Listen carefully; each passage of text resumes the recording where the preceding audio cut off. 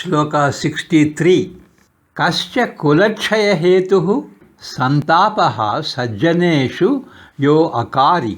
What leads to the decay and downfall of families and communities?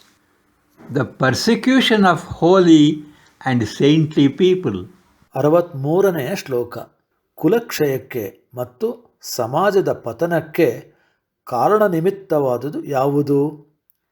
ಸಜ್ಜನರನ್ನು ಮತ್ತು ಸಾಧು ಸಂತರನ್ನು ಹಿಂಸಿಸಿ ಅವರಿಗೆ ಸಂತಾಪವನ್ನುಂಟು ಮಾಡುವುದು.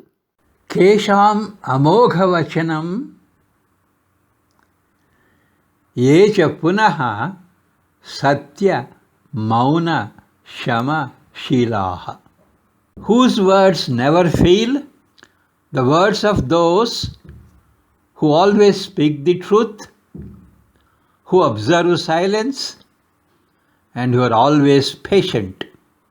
ಯಾರ ಮಾತುಗಳು ಎಂದೆಂದಿಗೂ ವಿಫಲವಾಗುವುದಿಲ್ಲ, ಯಾರು ಅನವರತವೂ ಸತ್ಯವನ್ನೇ ನುಡಿಯುವರೋ, ಯಾರು ಮೌನವನ್ನು ಪಾಲಿಸುತ್ತಾರೆಯೋ, ಯಾರು ಸರ್ವದಾ ಸಹನಶೀಲರಾಗಿರುತ್ತಾರೆಯೋ ಅವರ ಮಾತುಗಳು ಎಂದಿಗೂ ವಿಫಲವಾಗುವುದಿಲ್ಲ.